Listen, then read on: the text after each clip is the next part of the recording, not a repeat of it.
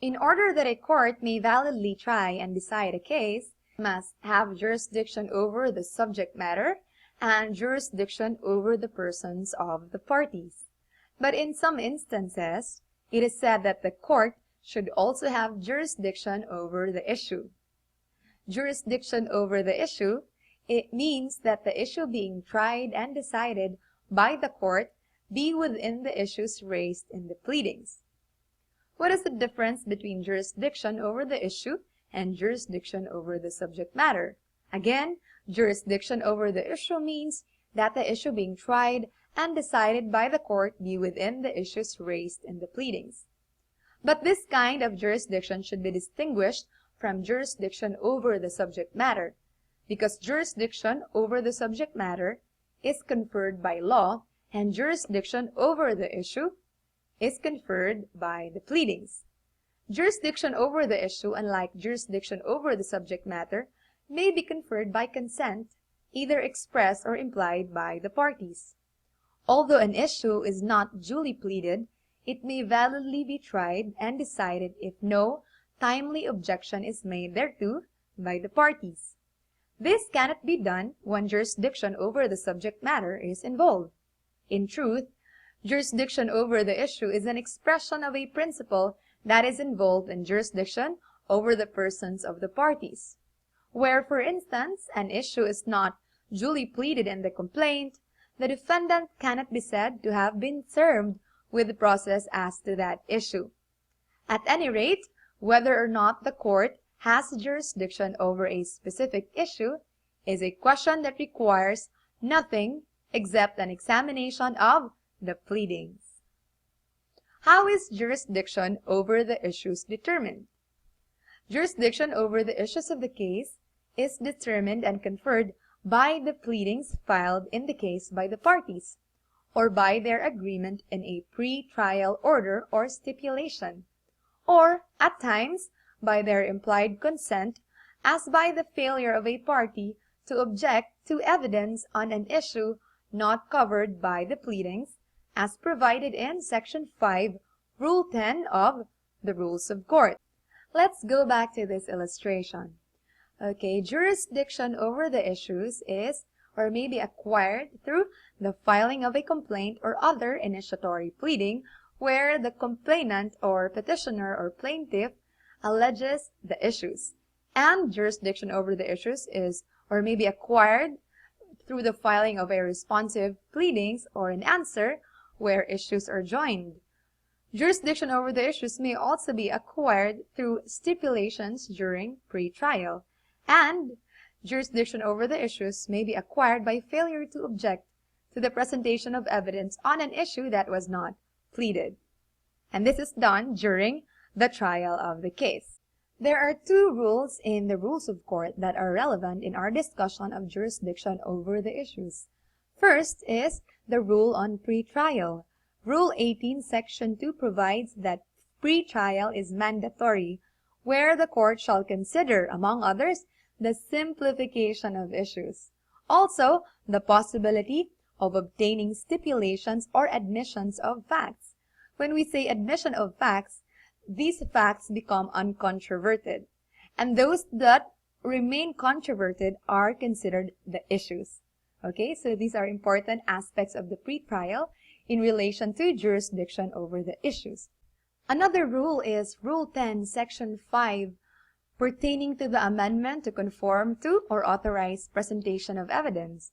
So in this rule, when issues not raised by the pleadings are tried with the express or implied consent of the parties, they shall be treated in all respect as if they had been raised in the pleadings. Such amendment of the pleadings as may be necessary to cause them to conform to the evidence and to raise these issues may be made upon motion of any party at any time, even after judgment, but failure to amend does not affect the result of the trial of these issues.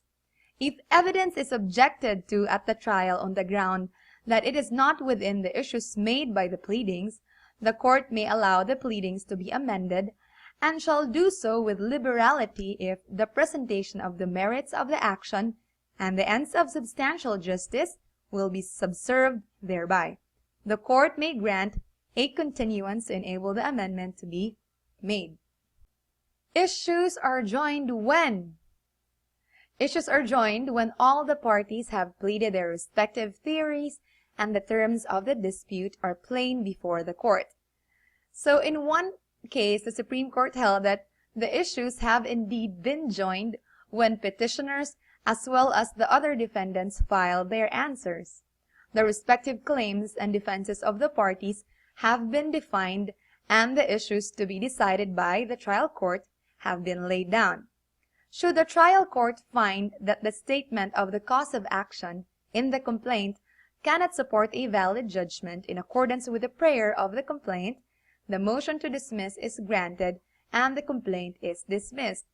But if the motion to dismiss is denied, the defending party who has moved to dismiss is then called upon to file an answer or other proper responsive pleading allowed by the rules of procedure, and through such responsive pleadings join issues by either admitting or denying the factual averments of the complaint or initiatory pleading.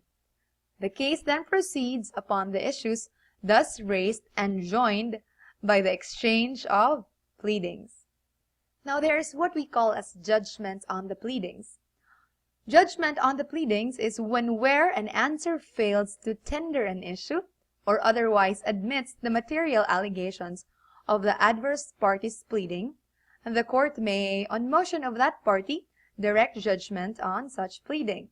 However, in actions for declaration of nullity or annulment of marriage or for legal separation, the material facts alleged in the complaint shall always be proved. Another thing is summary judgment. For a summary judgment to be proper, the movement must establish two requisites. First, there must be no genuine issue as to any material fact, except for the amount of damages. And second, the party presenting the motion for summary judgment must be entitled to a judgment as a matter of law, where on the basis of the pleadings of a moving party, including documents appended thereto, no genuine issue as to a material fact exists, the burden to produce a genuine issue shifts to the opposing party. If the opposing party fails, the moving party is entitled to a summary judgment. So take note here, for a summary judgment to be allowed, there must be no genuine issue. What is a genuine issue? A genuine issue is an issue of fact which requires the presentation of evidence as distinguished from an issue which is a sham, fictitious, contrived, or a false claim. The trial court can determine a genuine issue on the basis of the pleadings, admissions, documents, affidavits, or counter-affidavits submitted by the parties. When the facts as pleaded appear uncontested or undisputed, then there is no real or genuine issue or question as to any fact and summary judgment called for. On the other hand, where the facts pleaded by the parties are disputed or contested, proceedings for a summary judgment cannot take the place of a trial. A party cannot create a genuine dispute of material fact through mere speculations or compilation of differences. He may not create an issue of fact through bald assertions, unsupported contentions, and conclusory statements. He must do more than rely upon allegations, but must come forward with specific facts in support of a claim. Where the factual context makes his claim implausible, he must come forward with more persuasive evidence demonstrating a genuine issue for trial. Alright, that is genuine issue. In one case, the Supreme Court held that where there are no disputed material facts, that the determination of whether a party breached a contract is a question of law and is appropriate for summary judgment. When interpreting an ambiguous contract with extrinsic evidence, summary judgment is proper so long as the extrinsic evidence presented to the court supports only one of the conflicting interpretations. Where reasonable men could differ as to the contentions shown from the evidence, summary judgment might be denied, because in that case, there could be a genuine issue. And as based on our discussion, summary judgment is allowed only when there is no genuine issue.